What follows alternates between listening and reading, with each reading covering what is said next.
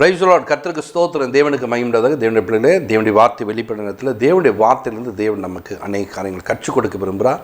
தேவனுடைய வார்த்தையை நம்ம ஒவ்வொரு நாளும் படிக்கும்போது ஒரு தகப்பன் தன் மகனுக்கு என்ன புத்திமதிகள்லாம் சொல்லுவாரோ, ஒரு தாய் தன் மகளுக்கு என்ன புத்திமதிலாம் சொல்லுவாங்களோ, அதுபோல் நம்முடைய தேவன் நமக்கு நிறைய காரியங்களை கற்றுக் கொடுக்க விரும்புகிறார். ஒருவனை தாய் தேற்றுவது போல நான் உங்களை தேற்றுவேன் என்று சொல்ல போது.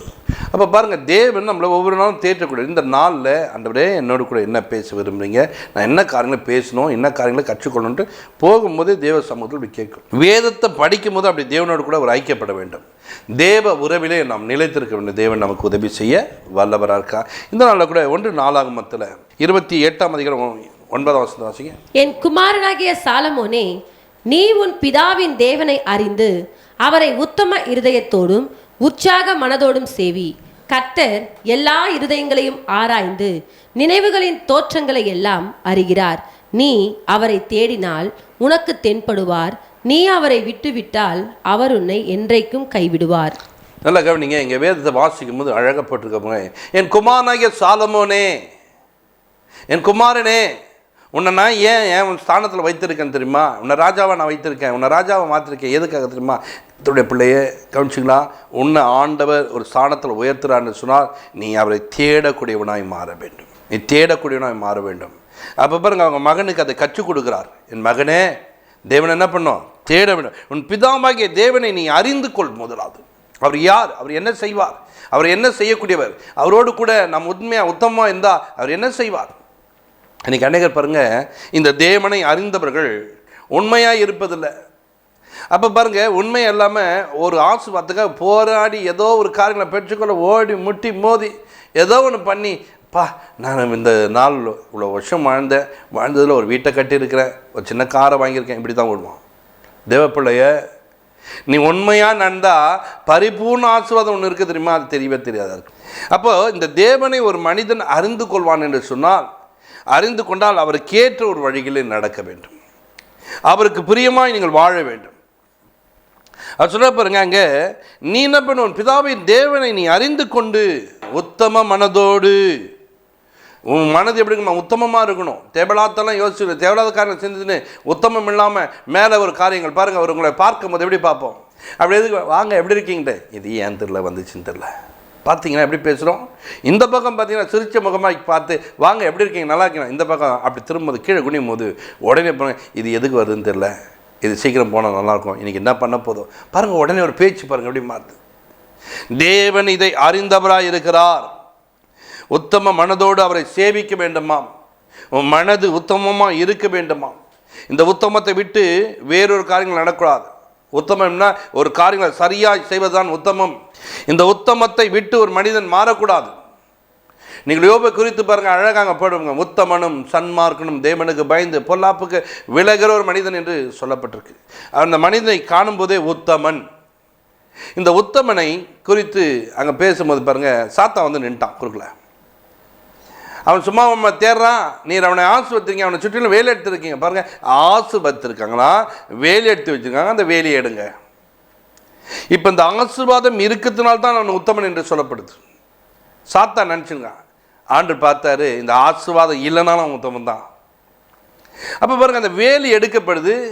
10 பிள்ளைகள் செத்து போகிறாங்க, ஆடு மாடுகள் எல்லாம் செத்து போகுது. ஆனால் உத்தமத்தை விட்டு அவர் போகவில்லை. அவருடைய மனைவி பார்த்தா எல்லாம் போயிடுச்சு. இப்போது கொடிய பருக்கள் வந்துடுச்சு, உச்சந்தலை கொண்டு உள்ளங்காலுக்கும் பருக்கள். இப்போ வந்து பார்த்தா திடீர்னு பார்த்துட்டு சொல்கிறா, இன்னும் உத்தமத்தில் தான் இருக்கிறியோ, தேவனை தூசிட்டு ஜீவனை விட்டுரு அப்படின்றா. பாருங்க, எல்லாம் இருக்கும் போதும் தேவனை தேடினா, எதுவும் இல்லாத போதும் தேவனை தேடினா, அதுதானங்க உத்தமம். இன்றைக்கு நம்முடைய வாழ்க்கையில் அந்த உத்தமத்தில் நாம் இருக்கிறோமா? ஒன்று இருந்தால் தேவனை என்ன பண்ணுற உயர்த்தி பார்க்குறோம், ஆலைன்னு ஓடுறோம். ஒன்று இல்லைன்னா போங்க, என்னங்க கத்தரை தேடி என்னங்க பிரயோஜனம்? உத்தமத்தில் இல்லையா அங்கே வாழ்க்கை? அவர் சொல்லிக் கொடுக்குறாரு பாருங்க, நீ உத்தம மனதோடு இரு. இன்றைக்கி என்ன பொருத்தனை பண்ணுறியோ, இன்றைக்கி தேவனோட எப்படி ஐக்கியம் வைக்கிறியோ, இந்த ஐக்கியத்தை ஒரு நாளும் விட்டு விடாது என்று உத்தமத்தை கற்றுக் கொடுக்குறார். உன் பிதாவின் தேவனை நீ அறிந்து கொள். அவர் சொன்னால் அதை மாற்றிக்கவே மாட்டார். பிதாவின் தேவன் இப்படியாப்பட்டவர். நீயோ இன்றைக்கு ஒன்றை சொல்லிவிட்டு நாளைக்கு ஒன்றை செய்வதை நீ மாற்றிக்கொள்ளணும், அது உத்தமமும் கிடையாது.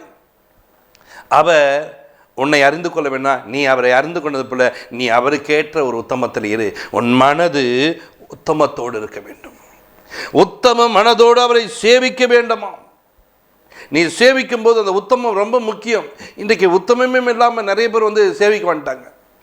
சர்ச்சுக்கு வராங்க, இங்கே ஒரு பேச்சு அங்கே ஒரு பேச்சு, இங்கே ஒரு செயல் அங்கே ஒரு செயல். அதனால தான் சர்ச்சுக்கு வந்தோம் நீ பலவீனனா மாறுறேன். அதனால தான் சர்ச்சுக்கு வந்து நீ ஆஸ்வதிக்கப்பட்டதில்லை. இங்கே ஒருத்தர்கிட்ட ஒரு மாதிரி பேசுகிற, அங்கே ஒருத்தர்கிட்ட ஒரு மாதிரி பேசுகிற. பேசக்கூடாது. இன்றைக்கு தேவனுக்கு இதை செய்யணுன்னுவேன், நாளைக்கு பார்த்தா அது செய்ய முடியாமல் போயிடும். அன்றே நான் காலையில் ஒரு பிரசங்கத்தை கேட்டோடனே அப்புறம் நாளையிலேருந்து நான் இதை செய்யவே மாட்டேன்னுவேன். பார்த்தா நாளையிலேருந்து இன்னும் வேகமாக செஞ்சு கிடப்பேன். நாளையிலேருந்து நான் பாஸ்டிங் போடுவேன். நாளைக்கு பார்த்தா நல்ல ஒரு சாப்பாடுனா இன்றைக்கி பாஸ்டிங் வேணாம், நாளைக்கு பார்த்துக்கலாம். பாருங்கள், ஒவ்வொன்றிலும் உத்தமத்துலேருந்து வெளியே போகிறது நம்மளுடைய வேலை. ஒரு பொருத்தனை பண்ணுவேன், செய்யலான்னு தான் பார்த்தேன், ஆனால் செய்ய முடியாது சொன்னேன். ஒரு அம்மாவுக்கு ஒரு பெரிய பிரச்சனையோடு வந்தாங்க. அந்த அம்மாவுடைய பிரச்சனைக்காக ஜெபிக்கும் போது அவருடைய பிள்ளைகள் யாருமே அவங்களுக்கு வரவே இல்லை, கையெழுத்து போடக்கூட ஆள் இல்லை. அப்போ என்ன பண்ணாங்க, நான் போயிருந்தேன் ஹாஸ்பிட்டலுக்கு. பார்த்துட்டு நான் இன்னொருத்தவங்க ஜெபிக்க போனேன். இந்த அம்மா இருந்தாங்க. ஐயா நான் இங்கே இருக்கேன். சரி வந்து ஜெபம் பண்ண, எப்படிம்மா இருக்கீங்க, நல்லா இருக்கீங்களாம்மா? ஏம்மா நீங்கள் போகிற ஆலயத்துலேருந்து யாருமே வரலையா, என்னை வந்து யாருமே பார்க்க மாட்டாங்க, என்னை விசாரிக்க ஆள் இல்லையா. நான் போயிட்டு அவங்கள விசாரித்து விட்டு அவங்களுக்காக ஜெபம் பண்ணிட்டு, உனக்கு எது இருந்தாலும் சொல்லுமா, நான் உனக்காக என்ன பண்ணுறேன், வரேன், உனக்காக ஜெபிக்கிறேன், உன் தேவையில் தான் சொல்லுமா, யாருமே பார்த்துக்கிட்டு இல்லையா. நான் உனக்காக சர்ச்சிலேருந்து ஒருத்தவங்க என்ன பண்ணுறேன் அனுப்பி விடுறேன்னு சொல்லிட்டு அனுப்பிவிட்டேன்.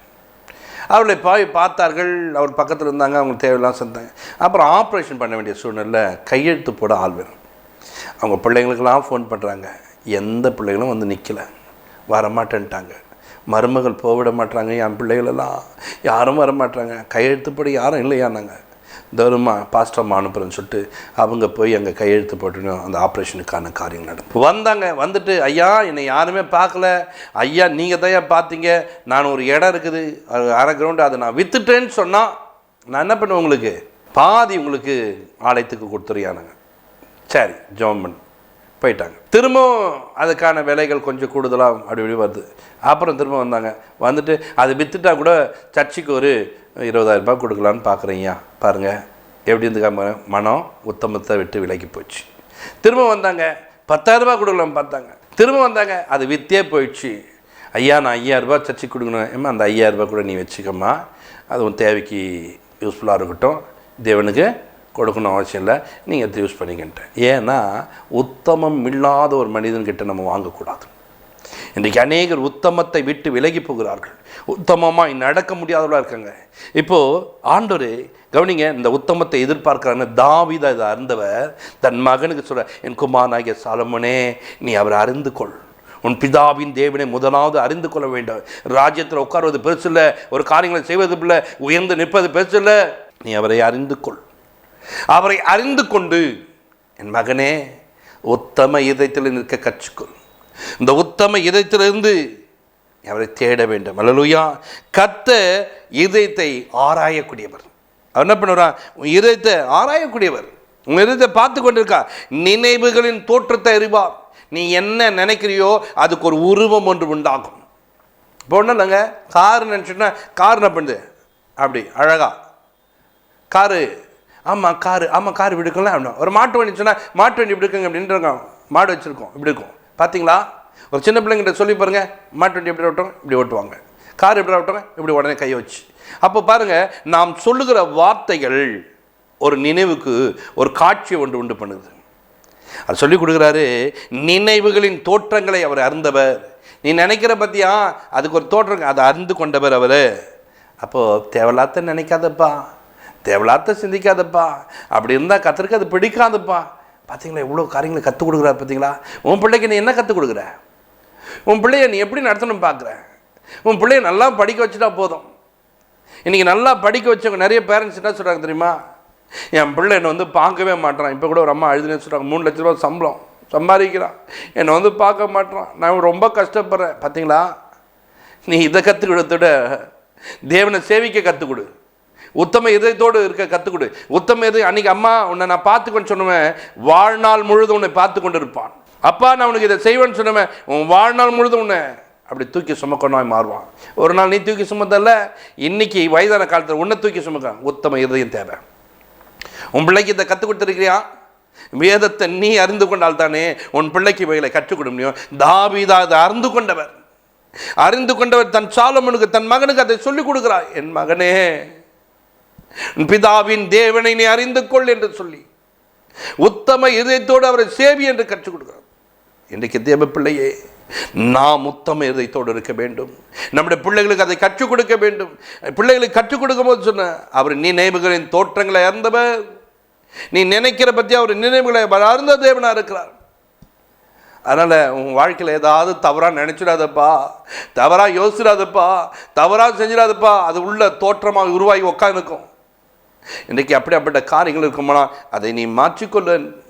நல்லதை நினை, நல்ல விஷயங்களை பார், நல்ல விஷயம் சிந்தி. தேவனுக்கு உதவி செய்வார். அல்லேலூயா. அவரை தேடு. உன் நினைவுகளை என்ன பண்ண வேண்டும்? தேவலாத்தை நினைக்கிறதை விட அவரை நீ தேட வேண்டும். என் தேவன் எங்கே இருக்கிறார்? என் தேவன் எப்பொழுது வருவா? என் தேவன் எப்பொழுது கூட இருப்பா? என் தேவன் இந்த நாளில் ஒரு பிரச்சனையில் இருக்கிறான், எங்கே போனார் என் தேவன்? என் தேவன் என் பக்கத்தில் இருப்பாருன்னா இந்த பிரச்சனை நான் வெளியே வந்துடுவேன். என் தேவன் எங்கேன்னு சொல்லிட்டு தேவனை தேட வேண்டும். உன் மனம் தேவனை தேடக்கூடிய ஒரு மனமாக இருக்க வேண்டும். தேடுதா? தேடக்கூடியதாக இருக்குதா? ஒரு பிரச்சனைன்னு சொன்னால் கூட இருக்கிற மாமா மச்சனை தேடுது. அவங்க வந்து என்ன செய்ய போகிறாங்க? உன் கூட சும்மா கும்பலுக்கு நிற்பாங்களை கண்டி உன் பிரச்சனையை தீர்க்க மாட்டாங்க. உன் பிரச்சனை உனக்கு உதவி செய்ய மாட்டாங்க. உன் பிரச்சனை உனக்காக எனக்காக பலியாகக்கூடிய ஒரு தேவன் இருக்கிறார். எனக்காக அவர் என்ன பண்ணுவார்? ரத்தம் சிந்தக்கூடிய தேவன் இருக்கிறார். என்னை மீட்டெடுக்கக்கூடிய தேவன் இருக்கிறார். அவர் எங்கே? அவர் என் பக்கத்தில் இருப்பார்னா எனக்கு ஆலோசனை கொடுப்பார். அவர் என் பக்கத்தில் இருப்பார்னா என்னை இவைகளிலிருந்து தப்பித்து கொள்ளக்கூடிய ஒரு போக்கை உண்டு பண்ணுகிற ஒரு தேவனாக இருக்கார். அல்லேலூயா. அவர் தப்பி செல்லக்கூடிய ஒரு வழியை கர்த்தர் உண்டு பண்ணுகிற ஒரு தேவனாக இருக்கிறார். ஏன் இவரை தேட மாட்டேற? அவரை தேடும்படிக்கு கற்றுக் கொடுக்கிறார். நீ அவரை தேடு. நீ அவரை விட்டுட்டேன்னு சொன்னால் அவர் உன்னை விட்டுடுவார். அவரை விட்டுடாத, அவரை விட்டுடாத என்று கற்றுக் கொடுக்குறியா? பாரு, எதெல்லாம் சொல்லுவோம், இதை பத்திரமா வச்சுக்கோ. அழிஞ்சு போத்தெல்லாம் என்ன பண்ணுவோம்? பத்திரப்படுத்தி கொடுப்பேன்.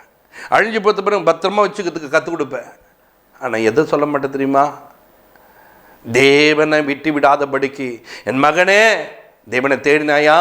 உன் தேவன் உனக்கு இடைப்பட்டாரா? உன் தேவை நேரத்தில் கூட இருந்தாரா? உனக்கு உதவி செய்தாரா? ஏன் தேவனை தேடாமல் போனேன்? சொல்லிக் கொடுத்துருக்கேன் உன் பிள்ளைக்கு. இன்றைக்கி சொல்லிக் கொடு. இந்த நிகழ்ச்சியை பார்க்கிறவளே, நீ உன் தேவனை பற்றி சொல்லிக் கொடு. உன் தேவனை தேட கற்றுக் கொடு. நீ தேடக்கூடிய முதலாவது மாறு. தகப்பனே நீ மாறு, தாயே நீ மாறு. உன் தேவனை நீ அப்படி தேடு. உன் நினைவுகள் தேவனை தேட வேண்டும். உன் நினைவுகள் என்ன பண்ண? தேவலாத்தை யோசிச்சு, என்னன்னு தெரியல, இந்த பையன் எப்படி இருக்கான், இவன் வளரும்போது எப்படி இருக்க போகிறானோ அப்படின்னு நினைக்காத. அவன் அப்படியே தான் மாறுவான். ஏன்னா உன் நினைவு என்ன பண்ணிச்சு? தவறை நினைக்க வச்சுது, தவறை சிந்திக்க வச்சுது. நீ தேவனை தேடுவாய் என்று சொன்னால் உன் தேவன் உனக்கு உதவி செய்ய வல்லவராக இருக்கிறார். உனக்கு நிச்சயமாக நன்மை செய்வார். கர்த்தருடைய பிள்ளையே கவனிங்க, நீங்கள் ஒவ்வொரு நாளும் தேவனை தேடணும். நம்முடைய தேவன் யார் என்று சொன்னால் அவர் நம்மளை வழிநடத்தக்கூடிய. ஏசாயா 55 பார்க்கும்போது அது 8 உன் நினைவுகள் என் நினைவுகள் அல்ல என்றார்.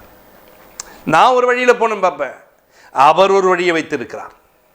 நான் ஒன்றை நினைக்கிறேன், அவர் ஒன்றை நினைக்கிறார். அப்போது அவரை நினைக்கக்கூடிய நினைவுகள் எப்படி தெரியுமா இருக்கும்? என் வாழ்க்கைக்கு ரொம்ப பிரயோஜனமாக இருக்கும், என் வாழ்க்கைக்கு ரொம்ப யூஸ்ஃபுல்லாக இருக்கும், என் வாழ்க்கைக்கு அது உதவியாக இருக்கும். இன்றைக்கி தேவ பிள்ளையே, என் தேவனுடைய நினைவுக்குள்ளே நான் வருவதற்கு நீ அவரை அறிந்து கொள்ளும் போது, என் பிதாவின் தேவனை அறிந்து கொள்ளும் போது அவர் என்ன நினைக்கிறாரோ அதற்குள்ளே உன்னை நடத்துவார். அவர் எந்த பாதை வைத்திருக்கோ அந்த பாதைக்குள்ளே நடத்த உனக்கு தேவன் வல்லவராக இருக்கிறார். இன்றைக்கி ஆண்டோடைய சமூகத்தில் வந்திருக்க பிள்ளையே, நம்முடைய தேவன் நமக்கு உதவி செய்ய வல்லவராக இருக்கிறார். இன்றைக்கு உன் நினைவுகளை, தேவையில்லாத நினைவுகளை நீ நினைத்து கொண்டு யோசித்து கொண்டு படுக்கையில் இருக்காத. தேவனுக்கு ஏற்ற ஒரு சிந்தை உள்ளவர்களாய் மாறுங்கள். கர்த்தர் உங்களை ஆசீர்வதிப்பார். ஜெபிப்போம். பரலோக பிதாவே, உமக்கு நாங்கள் நன்றி செலுத்துகிறோம். இப்பொழுதும் அன்றே எங்களை தாழ்த்துக்கிறோம். நாங்கள் தேவையில்லாததை யோசித்து கொண்டு, தேவையில்லாத சிந்தித்து கொண்டு நாங்கள் நடக்காதபடிக்கு அப்பா, எங்களுக்கு முன்னோர்கள் ஆண்டவரே, எங்கள் தகப்பனாக இருக்கிற ஆவிக்குரிய அவர்கள் அன்றே கற்றுக் கொடுத்த வழி அன்றே அவருடைய பிள்ளைகளை நடத்தினது போல நாங்கள் எங்கள் பிள்ளைகளை நடத்தத்தக்கதாய் அப்பா, முன்மாதிரியாக இருக்கத்தக்கதாய் குமாரனாகிய சாலமோனே, பிதாவின் தேவனை அறிந்து கொள் என்று சொன்னார். நாங்கள் அறிந்து கொண்டு, இந்த நிகழ்ச்சியை பார்க்க அறிந்து கொண்டு தங்கள் குடும்பத்தை நடத்தத்தக்கதாக, தங்கள் பிள்ளைகளை நடத்தத்தக்கதாக, உத்தமத்தை விட்டு விலகாதபடிக்கு, உத்தமத்தை விட்டு அன்று வழி போகாதபடிக்கு நடந்து கொள்ள கிருபை தாரும். அநேகர் உத்தமத்தை விட்டு விலகிறாங்கப்பா. உத்தம இருதயம் இல்லை ஆண்டவரே. நேற்று ஒரு பேச்சு, இன்றைக்கு ஒரு பேச்சு, அப்படியாப்பட்ட பேசாதபடிக்கு. அப்படி பேசும்போது தேவன் எனக்குள்ளே இருக்க மாட்டார். என் தேவன் சொன்னதை செய்யக்கூடியவர். அவர் சொல்லி ஒரு நாளும் மனிதர்களைப் போல சொல்லினதை மாற்றிக்கொள்ள மாட்டார். சொன்னதை செய்கிற தேவன். நான் அவருடைய பிள்ளையாக இருக்கிறேன், நானும் அப்படி தான் நடக்க வேணும்னு சொல்லிட்டு உத்தம இதயத்தோடு நடந்து கொள்ள கர்த்தாவே கிருபை செய்யும். ஆசீர்வதிங்க. பெரிய கண் இயேசு கிறிஸ்துவின் ஜெபத்திற்கு நல்ல பிதாவே, ஆமென்.